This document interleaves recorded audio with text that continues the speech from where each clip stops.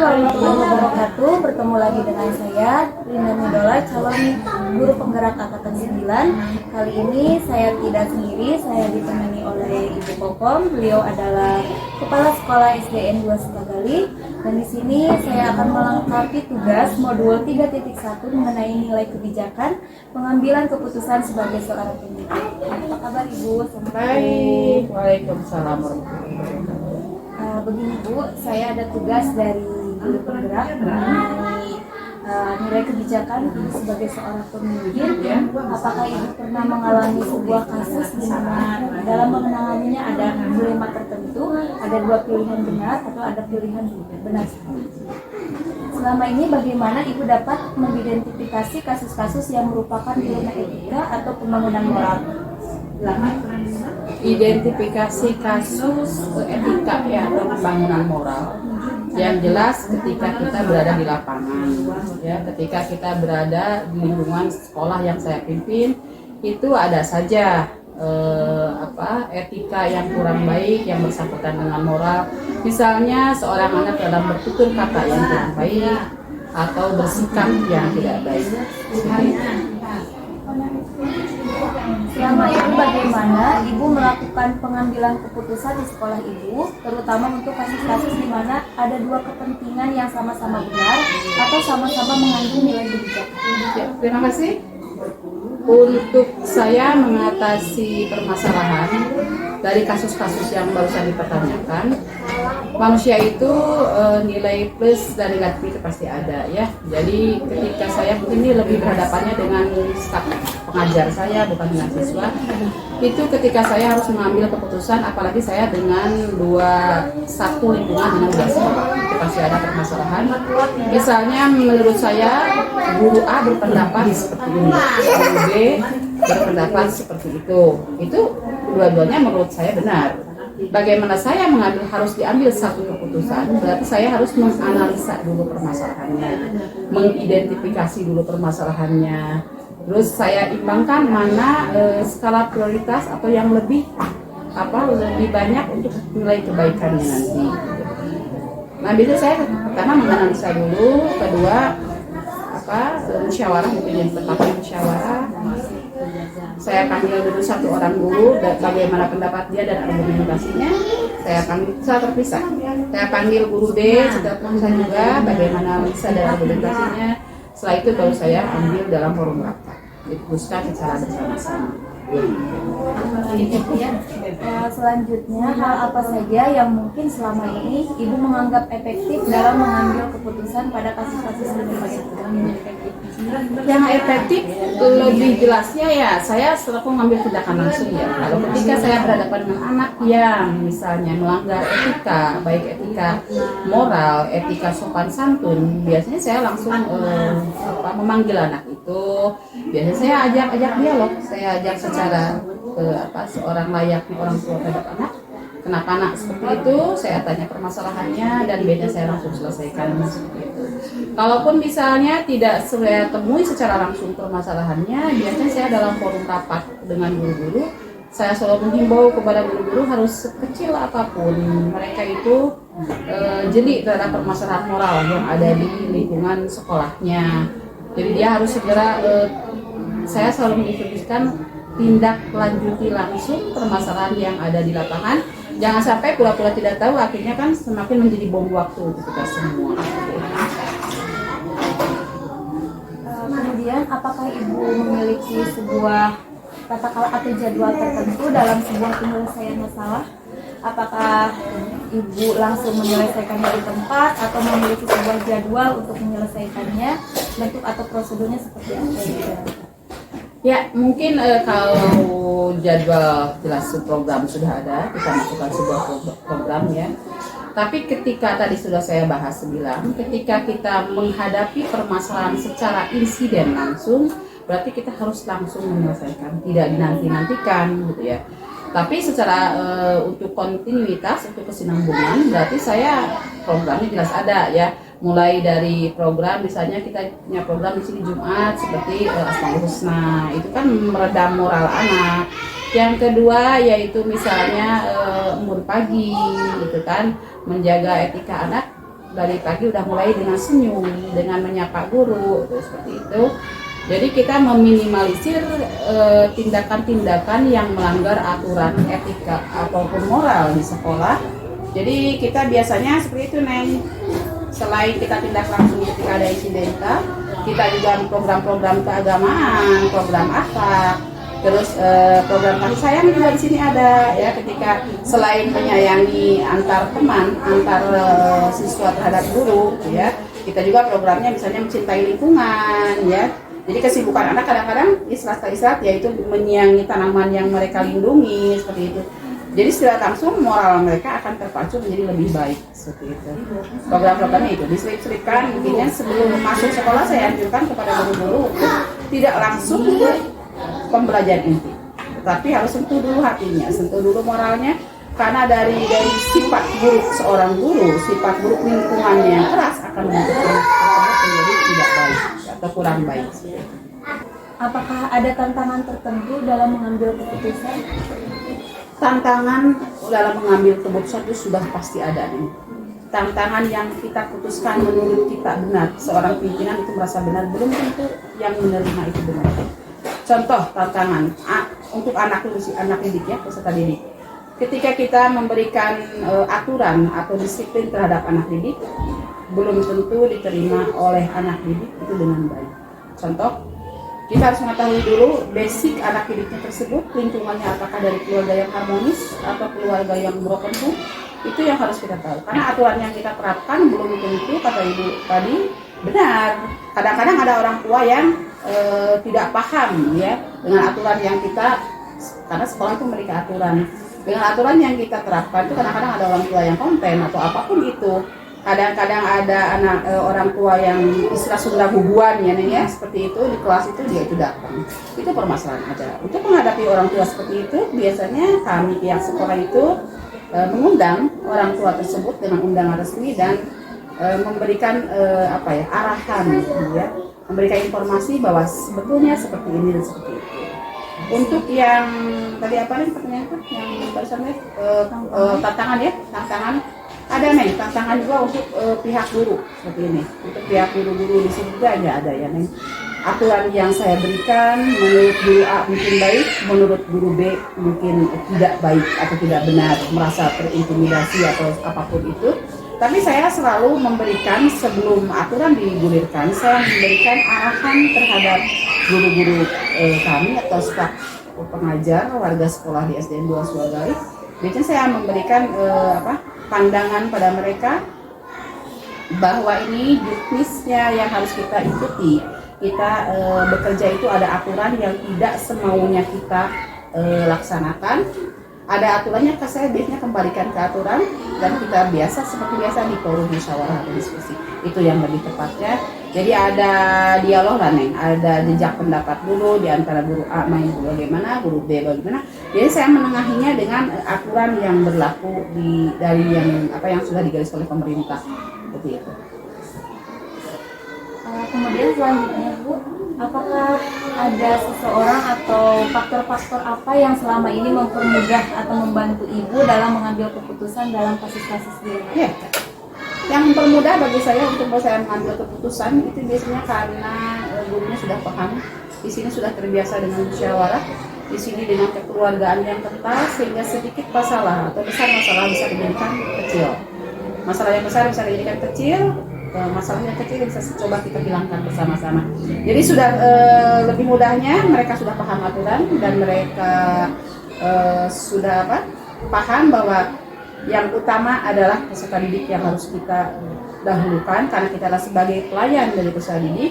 Maka kita tidak bisa bersifat seperti dulu jadul yang otoriter, yang harus seperti ini seperti itu terhadap anak yang semaunya guru. Dan sekarang alhamdulillah dengan adanya beberapa seminar, webinar, dan pengarahan dari kepala sekolah dan dari atasan, alhamdulillah itu mempermudah kami, saya selalu kepala sekolah, untuk membimbing permasalahan yang ada di sekolah karena mereka sudah paham apa yang harus mereka lakukan.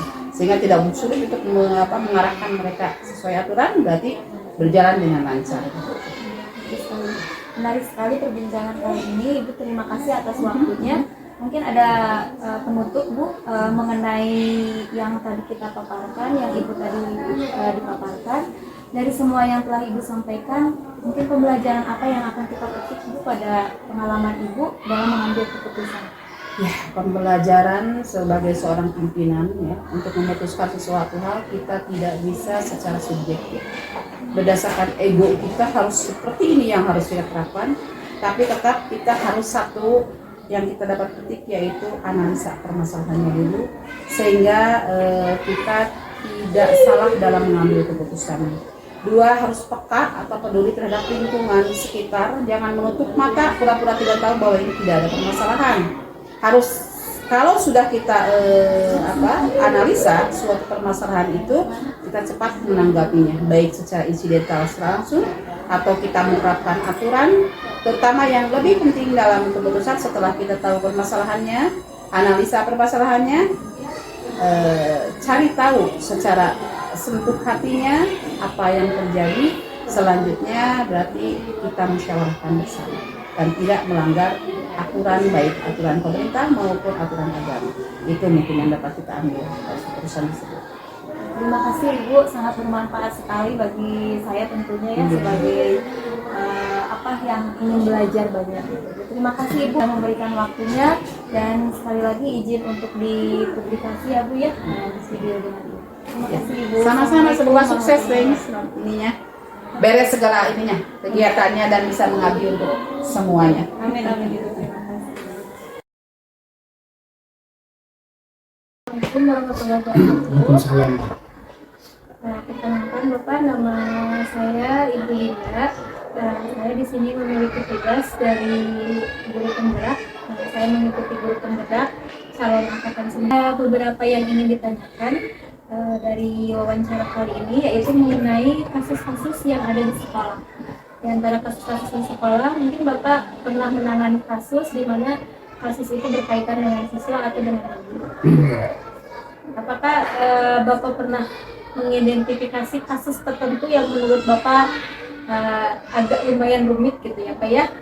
Nah, bagaimana Bapak dapat mengidentifikasi kasus-kasus yang merupakan dilema etika atau pembangunan? Terima kasih. Jadi melihat kasus ya, pertama seperti di antara anak-anak saja adanya kasus bullying. Di mana kasus ini memang kalau dianggap sepele tidak ya, jadi ini sangat penting sekali sebab yang namanya bullying itu pasti mulai dari anak siswa itu nantinya bisa berpengaruh terhadap siswa yang lain. Itu untuk bullying. Dengan cara bagaimana penanganannya, kita seringkali pertama ini ada kerjasama dengan dinas sosial yang khusus menangani perkara kasus-kasus atau kejadian anak di sekolah, adanya seperti tindak kekerasan ataupun bullying seperti itu. Bagaimana Bapak bisa melakukan pengambilan keputusan di sekolah Bapak, terutama untuk kasus-kasus bullying? Bagaimana tanggapan Bapak terhadap siswa tersebut? Pertama untuk tindakan pertama ya peringatan kepada siswa tersebut dengan cara memanggil orang tuanya untuk memberikan pengarahan kepada orang tua supaya jangan sampai terjadi lagi kejadian seperti yang sudah itu. Mungkin langkah-langkahnya demikian ya Pak ya? Ya. Cara pemanggilannya bagaimana Pak? Apakah siswa tersebut bisa datang atau bagaimana? Pertama kan ini kita kasusnya kalau sudah ada anak berarti orang tua dipanggil supaya apa? Supaya untuk mengklarifikasi apakah betul anak itu misalnya orang tuanya seperti itu. Nah, jadi orang tua pertama diklarifikasi dan diberi arahan supaya jangan sampai anak itu berlanjut dengan adanya kegiatan bullying itu. Terutama kan seperti di kelas anak itu bisa berpengaruh terhadap yang lain ya, untuk kegiatan seperti itu. Nah, tadi kan Bapak di kelas, ya berbicara di kelas. Nah, kasus bullying sendiri berarti ada siswa membuli temannya. Nah, bagaimana tanggapan temannya, kemudian gurunya dalam menyikapi hal itu? Kita yang namanya bullying pastilah di setiap sekolah pasti hanya ada yang tampak dan ada yang tidak. Ini yang perlu diselesaikan, yang kita tampak saja, yang kita sadari jangan sampai pertama kan memanggil siswa dengan orang tuanya. Itu orang tuanya yang harus dipanggil. Kita memberikan arahan-arahan, terus lagi ini kasus bullying ini bisa berpengaruh pada yang lain, makanya setiap anak itu diberikan pengarahan-pengarahan, bahkan yang kita mendatangkan ahli dari yang dinas sosial ya, yang berhubungan dengan pendampingan untuk kekerasan terhadap anak dan sebagainya, itu yang justru itulah yang dilaksanakan oleh sekolah. Kita bekerja sama dengan dinas sosial yang khususnya mengenai masalah-masalah yang berhubungan dengan kegiatan pendampingan ataupun masalah bullying yang biasa terjadi di sekolah. Jadi bagus ya Pak, sudah berkoordinasi dengan dinas ini. Kemudian apakah Bapak selama ini merupakan tantangan dalam pengambilan keputusannya? Keputusan dilema etikanya bagaimana Pak? Ya, baik. Jadi kita dalam mengambil keputusan kita perlu menganalisa dulu kenapa terjadi bullying seperti ini. Maka kita bisa mencari sebab penyebabnya apa. Kita setelah berkoordinasi dengan orang tua, oh ternyata kadang-kadang orang tua anak itu pertama mungkin ada ada masalah di rumah, terus ada juga yang biasanya karena ada ketidakharmonisan antara anak dengan orang tua, ataupun juga ada saja anak-anak itu yang melihat tontonan-tontonan yang bisa berpengaruh terhadap kegiatan anak tersebut, seperti itu. Apakah Bapak memiliki sebuah tata kelola atau jadwal tertentu dalam sebuah penyelesaian masalah etika? Apakah Bapak langsung menyelesaikannya di tempat atau memiliki sebuah jadwal? Intinya apakah Bapak memiliki sebuah jadwal khusus gitu Pak? Baik, biasanya kita pertama ingat kita kerjasama. Biasa kita minta bekerjasama dengan dinas terkait yang berhubungan dengan dinas sosial, terutama perlindungan terhadap anak. Biasanya kita mengambil meminta setiap satu semester itu ada satu pertemuan. Itu paling tidak wajib lah satu semester satu kali pertemuan. Selanjutnya kita mengantisipasinya dengan cara ya seperti tadi, kerjasama antara orang tua, siswa dan juga rekan-rekan guru yang ada di lingkungan sekolah ini. Kita perlu ya yang namanya bullying itu pastilah terjadi, bukan hanya 1-2 kali, tapi pasti dalam kehidupan juga pasti ada yang sifatnya nampak, ada juga yang sifatnya tidak nampak. Jadi yang sangat sulit itu yang tidak nampak. Jadi tahu-tahu ada kejadian yang seperti itu, makanya kita antisipasi dengan cara pertama adanya himbauan, penerangan ataupun anjuran jangan sampai ada bullying di kelas ataupun di lingkungan sekolah. Apakah seseorang atau faktor-faktor apa yang selama ini mempermudah atau membantu Bapak dalam mengambil keputusan? Kita lihat dulu kasusnya, apa ya kasus yang terjadi terhadap anak, maka kita bisa mengantisipasinya. Contoh anak yang misalnya kadang-kadang anak itu ada yang meninggalkan orang tuanya, ya, ataupun ada yang seperti anak yang diasuh bukan oleh orang tuanya, ada yang oleh kakaknya, oleh ibunya, neneknya, seperti itu. Mungkin ini pengawasan yang perlu dengan cermat sekali, baik pengawasan di sekolah maupun diskusi dengan orang tua ataupun siapa yang mengasuh di rumahnya masing-masing. Mungkin siswa tersebut dampaknya bagaimana Pak setelah ada dari dinas, juga dari beberapa panggilan orang tua, dampaknya ke siswa bagaimana? Ya, jadi mungkin siswa juga menyadari bahwa apa yang telah dilakukan itu tidak sesuai dengan yang harus dilakukan seharusnya. Makanya setiap kali bukan hanya satu siswa yang bersangkutan saja, kita sering secara umum di dalam kegiatan-kegiatan adanya arahan, pengarahan ataupun bimbingan serta nasihat-nasihat yang disampaikan oleh siswa, terutama pada waktu kita melakukan upacara. Pasti kita dengan sendirinya yang namanya bullying itu pasti setiap hari diingatkan, jangan sampai terjadi bullying di sekolah, apalagi bullyingnya yang berdampak kepada orang lain. Makanya kita secara bertahap, pertama di waktu kita upacara, selanjutnya ada tim ataupun guru-guru yang menjadi tim untuk mengurangi adanya bullying, seperti guru agama ataupun guru yang lainnya. Kita senantiasa bekerja sama antara guru yang satu dengan guru yang lainnya. Terima kasih Bapak, demikian yang kita sampaikan. Mohon maaf sebelumnya telah mengganggu waktu Bapak. Terima kasih Bapak atas waktunya. Assalamualaikum warahmatullahi wabarakatuh. Waalaikumsalam.